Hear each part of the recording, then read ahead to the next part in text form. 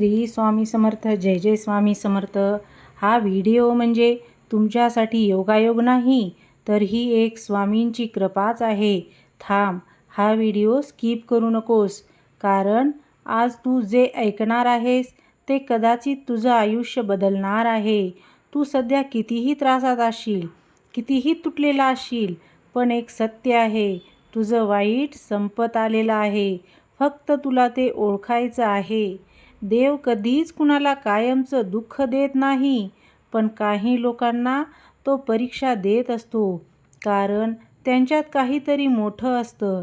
आणि जर तू हा व्हिडिओ शेवटपर्यंत पाहिलास किंवा ऐकलास तर तुला कळेल श्री स्वामी समर्थ. जय जय स्वामी समर्थ. का तयार आहे. तर आपलं वाईट कधी संपेल आणि त्यासाठी आपण काय करायचं आहे हे समजून घेण्यासाठी आपण जीवनाकडे थोड्या वेगळ्या दृष्टीनं पाहायला हवं. आपण जेव्हा दुःख, अडचणी, अपयश, ताण, निराशा अनुभवतो तेव्हा आपण म्हणतो वाईट काळ चालू आहे. पण खरं सांगायचं तर हा वाईट काळ कायमचा नसतो. जसं दिवसानंतर रात्र येते आणि पुन्हा सकाळ होते, तसंच आयुष्यात सुख दुःख येत जात असतं. वाईट काळ हा संपण्यासाठीच आलेला असतो, कायम राहण्यासाठी नाही. तर वाईट काळ का येत असतो? वाईट काळ येण्यामागे काही कारणं असतात. कर्मांचा परिणाम असतो. आपण पूर्वी केलेल्या चांगल्या वाईट कर्मांचा परिणाम आपल्याला मिळत असतो. हे समजलं की आपण दोष देणं कमी करत असतो. प्रत्येक अडचण काहीतरी शिकवत असते. संयम, धैर्य, विश्वास, आत्मबल. तर ते कशासाठी? तर बदल घडवण्यासाठी. कधीकधी जीवन आपल्याला योग्य मार्गावर आणण्यासाठी धक्का देत असतं. वाईट काळ संपणार आहे याचे काही संकेत असतात. काही गोष्टी लक्षात आल्या तर समजा तुमचं वाईट संपत आलेलं आहे. तुम्हाला आतून शांतता जाणवायला लागते. आधी ज्या गोष्टी त्रास देत होत्या त्या आता कमी वाटत आहेत. नवीन संधी दिसायला लागतात. मनात सकारात्मक विचार येऊ लागतात. हे संकेत आहेत की तुमचं आयुष्य नव्या वळणावर जात आहे.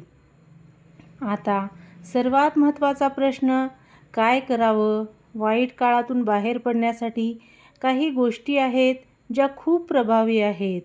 तर पहिली आहे श्रद्धा आणि विश्वास. जीवनात काहीही झालं तरी देवावर, गुरूवर आणि स्वतःवर विश्वास ठेवायचा असतो. वाईट काळातच विश्वासच आपल्याला टिकवून ठेवत असतो.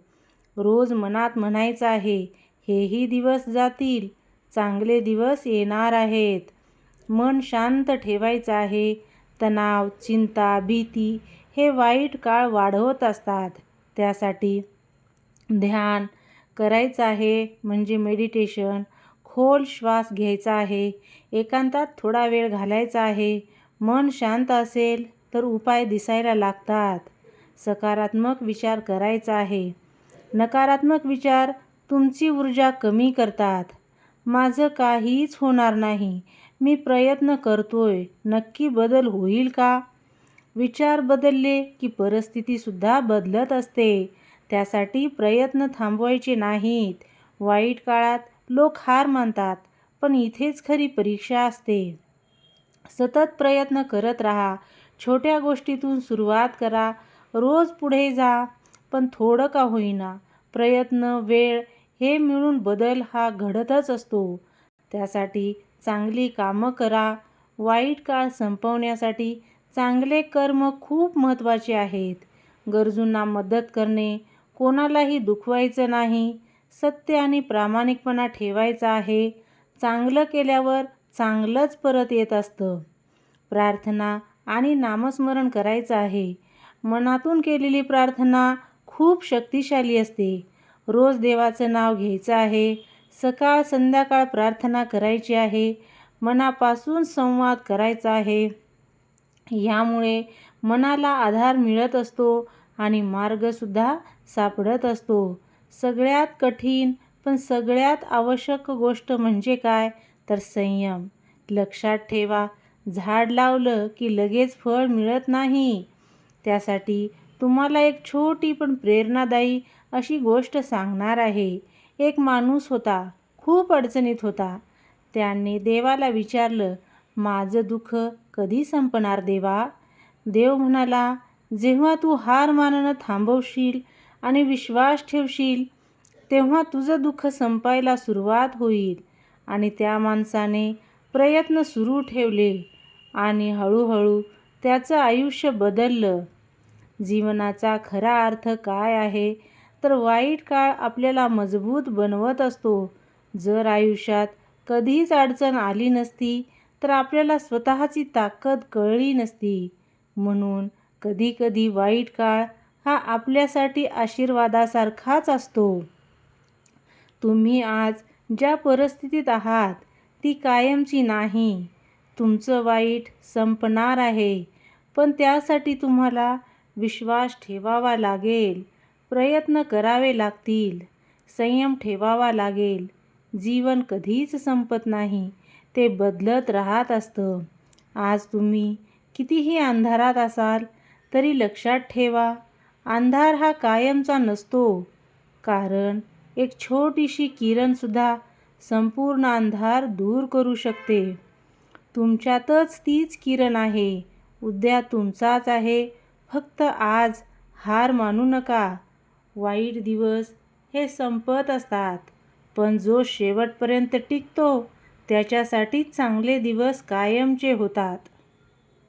लक्षात ठेव, तुझं वाईट कधीच कायमचं नव्हतं.